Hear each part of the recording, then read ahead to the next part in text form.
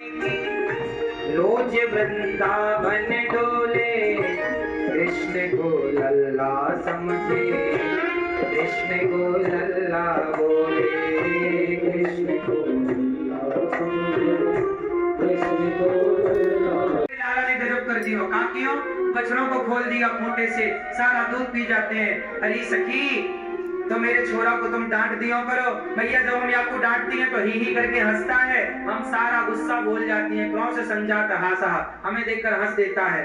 गोपियां बोली हम मक्खन का मटका लेकर मथुरा जाती हैं, पेड़ पर चढ़कर गुलेल से हमारी मटकी तोड़ देता है। मैया बड़ा उधम करे तेरो लाला।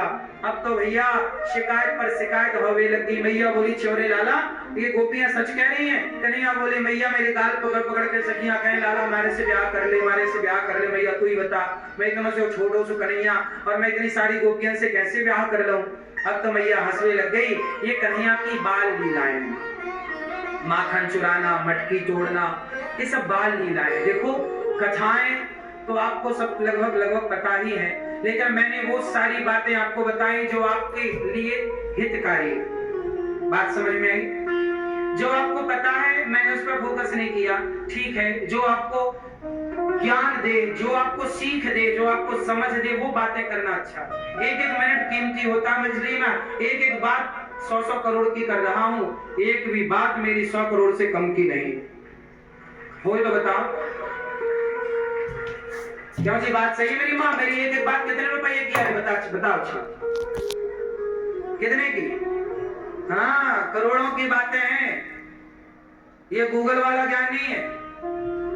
हाँ, ये शास्त्रों का बिल्कुल मक्खन है, ये मक्खन, ये सार है। आप जो सुन रहे हैं वो कथा का सारम सारम समुद्रतम सर्व वेद इतिहासानाम सार।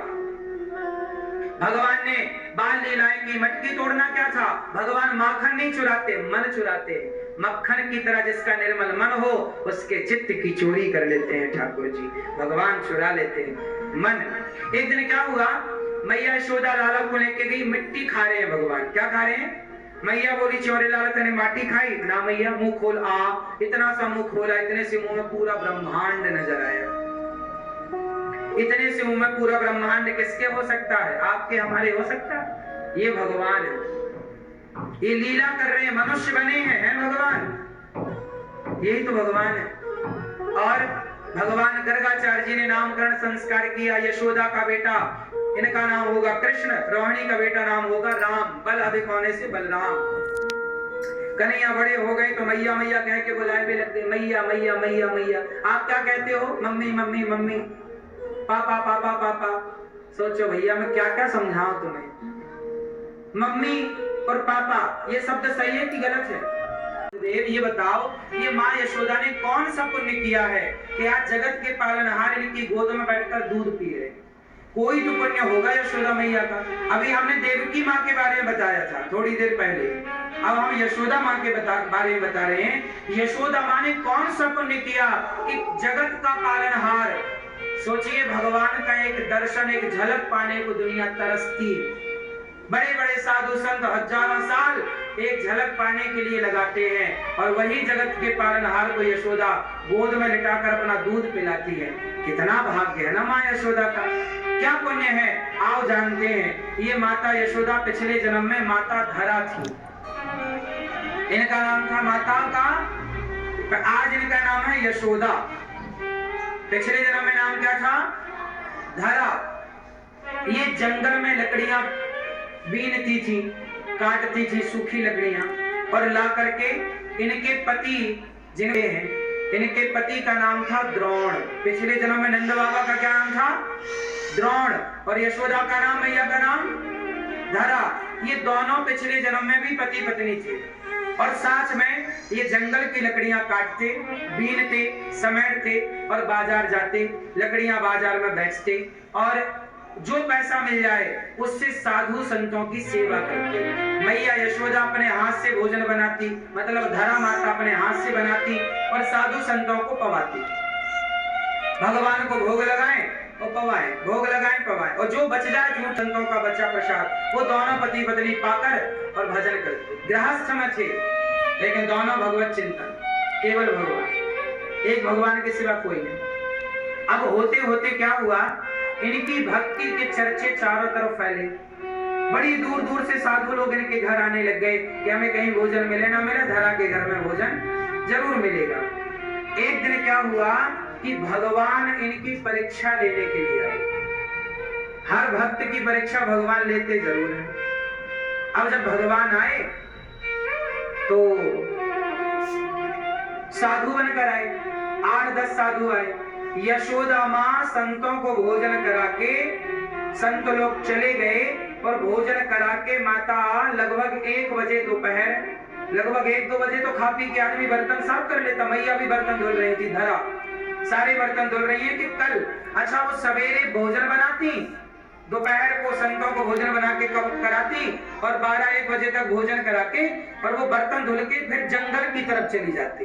1-आध घंटे विश्राम करती और दोपहर के बाद वो जंगल जाती, जंगल में लकड़ियां समेटती, लकड़ियों का गट्ठा बना के बाजार में जाती और बाजार में बेच के जो पैसा मिलता तो राशन खरीद के ले आती और फिर दूसरे दिन फिर वही संतों का भोजन।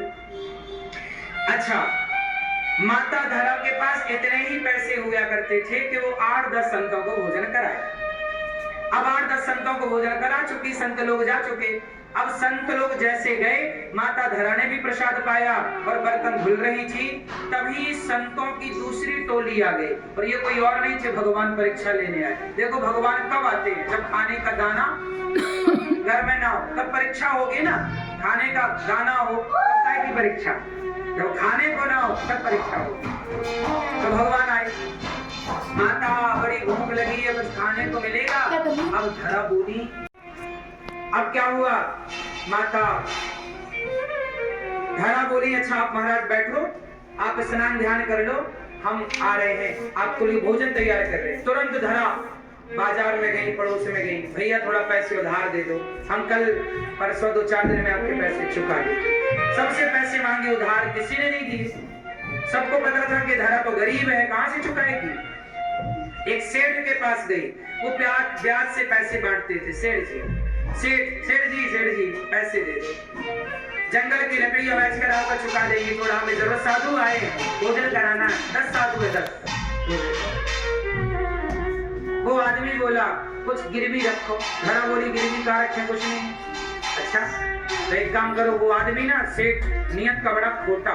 धरा माता बड़ी सुंदर थी, जवान थी, इनको देखकर ना वो मोहित हो गया और माता धरा को देखकर उसके मन में गलत गलत विचार आने लगे। उसने बोला कि मैं तुम्हें पैसे तो दूंगा पर बदले में तुम अपने स्तन हमें दे दो।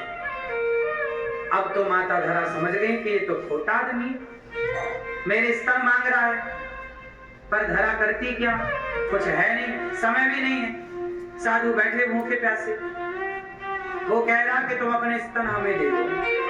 माता धरा बोली भैया संतों को भोजन उधार मांग रही हूँ, पैसे दे दो, जाओ बाहर, हमें नहीं देना पैसे, जाओ। उसने भगाना शुरू कर दिया। अब माता धरा क्या करती, चल ठीक है तू मेरे स्तन ले ले। अब तो वो आदमी बड़ा प्रसन्न हो गया, बात बन गई, पैसे लाए, उसने बहुत सारे पैसे रख दिए, बोले ले ये पैसे ले लो, अपने स्तन दो। माता धरा बोली ठीक, तुझे मेरे स्तन ही चाहिए?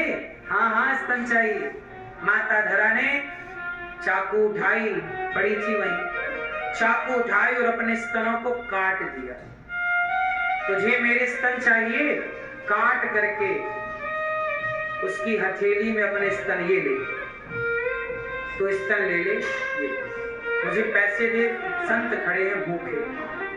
उतने ही पैसे उठाए माता ने जितने जरूरत थी। बाजार गई, साग सामान खरीदा, आटा दाल, साग सब्जी बनाई, पूरी बनाई, जो भी प्रसाद बनाया और संतों को परोसा तो उनके शरीर से ना खून ही खून गिरा। अब स्तन कट जाए इतनी चोट लगे जितना खून गिरता है, और इतना बड़ा घाव, जब 2 घाव हो गए तो कितना खून गिरे, पूरी साड़ी लहू से भीगी। माता ने वैसे ही में बनाया, देखिए।